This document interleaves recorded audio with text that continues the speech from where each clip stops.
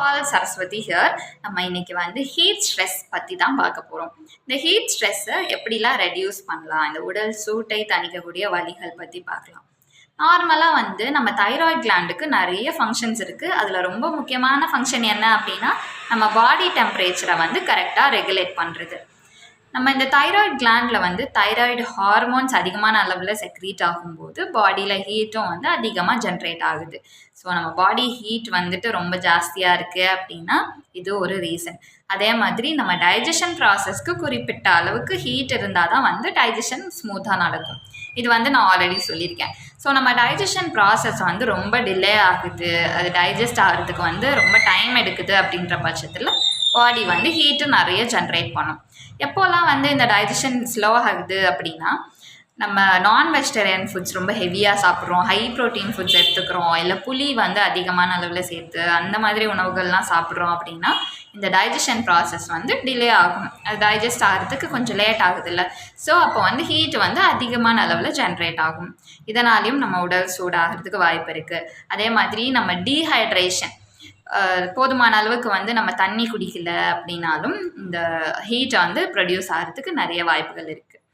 So இதில் வந்து எப்படி நம்ம வெளியே வரலாம் அப்படின்னா, ஈஸியான டிப், நம்ம பெரியவங்க எல்லாருமே ஆல்ரெடி சொன்ன டிப் தான். உடலுக்கு வந்துட்டு வாரத்தில் ஒரு நாளாவது எண்ணெய் தேய்ச்சி குளிக்கணும் அப்படின்றது தான். ஸோ நம்ம வீட்டில் உள்ளவங்க சொன்னாலும் நம்ம அதை ஃபாலோ பண்ணுறோமா அப்படின்றது தான் குவெஸ்டன் மார்க்.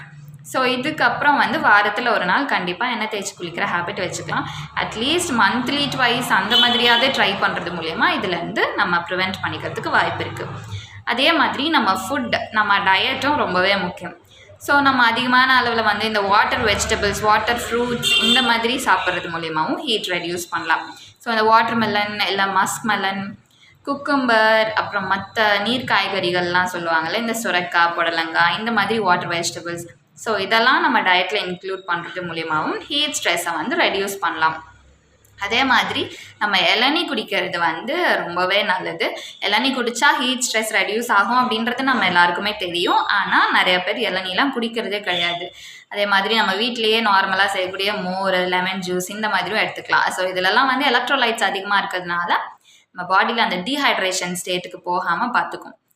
நம்ம நார்மலாக வந்துட்டு நம்ம வீட்டுக்கு யாரோ ஒரு ரிலேட்டிவ் வராங்க, இல்லை நம்ம ஒரு வீட்டுக்கு கெஸ்ட்டாக போகிறோம் அப்படின்னா வந்த உடனே இந்த காஃபி டீ குடிக்கிற பழக்கம் எல்லாருக்குமே இருக்குது. ஸோ இந்த காஃபி டீ வந்து குடிக்க மாட்டேன் அப்படின்னு நம்ம சொல்லிட்டோம் அப்படின்னா அடுத்ததான் நம்ம ரிலேட்டிவ் என்ன பண்ணுவாங்க, கூல்ட்ரிங்க்ஸ் தான் கொடுப்பாங்க. நம்ம வீட்டுக்கு யாராவது வந்தால் நம்மளும் அப்படி தான் பண்ணுறோம். ஸோ இந்த காஃபி டீ யாரும் குடிக்கல அப்படின்னு சொல்லிட்டா அடுத்த ஆப்ஷன் கூல்ட்ரிங்காக இல்லாமல் நம்ம வந்துட்டு வேறு ஏதாவது இந்த மோர், இல்லை லெமன் ஜூஸ் இந்த மாதிரி நம்ம வீட்டிலே ப்ரிப்பேர் பண்ணி குடிக்கிற மாதிரி இருந்துச்சுன்னா ரொம்பவே பெட்டராக இருக்கும். ஸோ நம்ம இந்த மாதிரி குட்டி குட்டி சேஞ்சஸ் பண்ணுறது மூலிமா கூட நம்ம நிறைய பெரிய ரிசல்ட் வந்து நமக்கு கிடைக்கும். ஸோ இதுக்கப்புறம் வந்துட்டு நம்ம லெமன் ஜூஸ், மோர், இளநீ இதுக்கெல்லாம் கொஞ்சம் அதிகமான இம்பார்ட்டன்ஸ் கொடுக்கலாம். வெளியேருந்து வாங்கி குடிக்கிற அந்த பெவரேஜஸ், இந்த கூல்ட்ரிங்க்ஸ் இதெல்லாமே வந்துட்டு அவாய்ட் பண்ணலாம். அண்ட் பெரியவங்க நமக்கு சொல்கிறது எல்லாமே வந்துட்டு நல்லதுக்கு தான் அப்படின்றத நான் மறுபடியும் சொல்கிறேன். ஸோ இந்த எண்ணெய் தேய்ச்சி குளிக்கிற பழக்கமும் வந்துட்டு இதுக்கப்புறம் ஃபாலோ பண்ணலாம். தேங்க்யூ.